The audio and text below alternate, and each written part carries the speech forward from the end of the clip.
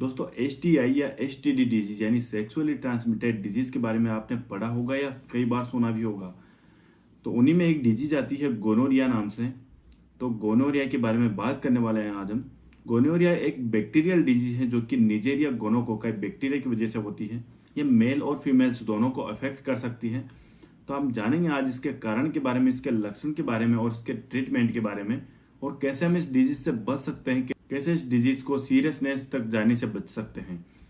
तो डिटेल में बात करने वाले हैं हम। तो वीडियो अगर अच्छी लगे तो वीडियो को लाइक कर देना और चैनल को सब्सक्राइब जरूर कर लेना।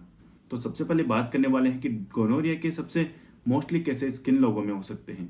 तो ये 25 साल से कम उम्र के लोगों में ज़्यादा देखने को मिलता है, और जिन लोगों में फैमिली हिस्ट्री है या पहले से भी हो चुका है STI infection, sexually transmitted infection होने की हिस्ट्री है, उनमें भी ये फिर से होने के चांसेस रहते हैं।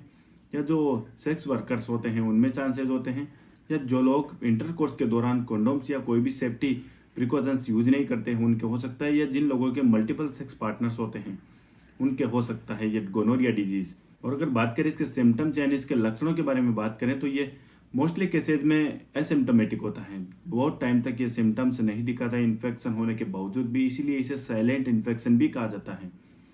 क्योंकि ये इन्फेक्शन बॉडी में तो रहेगा, ग्रो करता रहेगा, लेकिन सिम्टम्स किसी प्रकार के नहीं देता है। लेकिन जब सिम्टम्स आने लगते हैं तो मेल्स और फीमेल्स में लगभग एक जैसे सिम्टम्स देखने को मिलते हैं। तो अगर मेल्स की बात करें तो मेल्स में उनके पेनिस से वाइट या ग्रीन या येलो कलर का डिस्चार्ज आना शुरू हो सकता है। इसके अलावा उनको टॉयलेट के दौरान जलन फील होती है, लोअर एब्डोमिनल पेन फील हो सकता है, या टेस्टिस में सूजन आ सकता है, या टेस्टिस में पेन फील हो सकता है।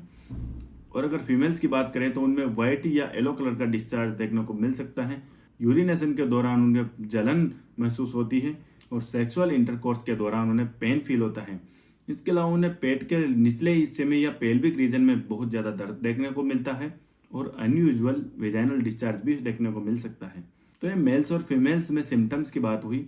और अब आगे बात करें इसके ट्रीटमेंट के बारे में, तो हम सब जानते हैं कि जो बैक्टीरियल डिजीज होती है उनका ट्रीटमेंट हमेशा एंटीबायोटिक्स से ही होता है। तो इसके लिए एंटीबायोटिक्स जो मेनली यूज किया जाती है वो है सेप्ट्राइकजोन।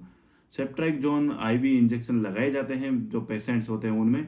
लेकिन कुछ लोग सेप्ट्राइकजोन के प्रति एलर्जिक होते हैं, तो जिन लोगों में सेप्ट्राइकजोन से एलर्जी होती है उनमें जेंटामाइसिन इंजेक्शन लगाए जाते हैं। साथ में एजिथ्रोमाइसिन भी दी जा सकती है, और एजिथ्रोमाइसिन ओरली दी जाती है। और इसके अलावा अगर आपका हेल्थ केयर प्रोवाइडर आपको डॉक्सीसाइक्लिन एंटीबायोटिक भी दे सकते हैं। तो ये कुछ एंटीबायोटिक्स यूज किया जाती है इसके ट्रीटमेंट के लिए।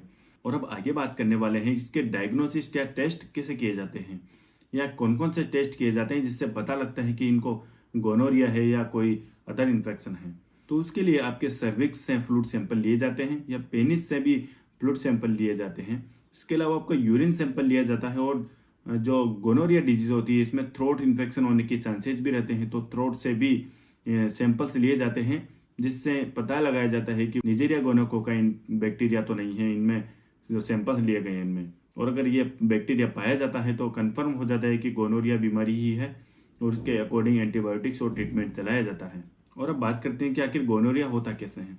तो गोनोरिया एक इन्फेक्टेड पर्सन के कॉन्टेक्ट में आने की वजह से हो सकता है, या अनप्रोटेक्टेड सेक्स की वजह से हो सकता है, या मल्टीपल सेक्स यूजर्स होते हैं उनकी वजह से होता है, या फिर जो इन्फेक्टेड पर्सन्स होते हैं उनके जेनाइटल्स के पेनिट्रेशन के बिना भी कॉन्टेक्ट से हो सकता है। तो ये कुछ तरीके हैं जिनसे इन्फेक्शन आपको हो सकता है, तो इनसे बचकर रहना चाहिए। और कुछ प्रिवेंशन के बारे में बात करें जिनसे हम बच सकते हैं इसी डिजीज से, तो आपको सेफ सेक्स प्रैक्टिस करनी चाहिए। इसके अलावा आपको फ्रिक्वेंटली टेस्टिंग करवाते रहना चाहिए STD डिजीज की।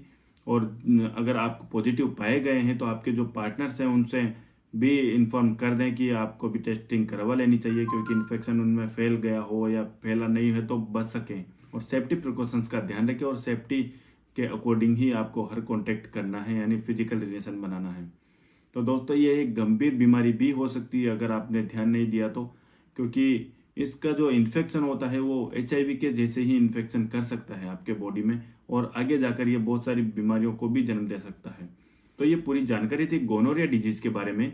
और अगर आपको ऐसी कंडीशन है तो तुरंत डॉक्टर से संपर्क करना चाहिए। ये सिर्फ जानकारी के लिए है वीडियो। और अगर वीडियो आपको काम की लगी है तो वीडियो को लाइक कर दें और चैनल को सब्सक्राइब जरूर कर लें।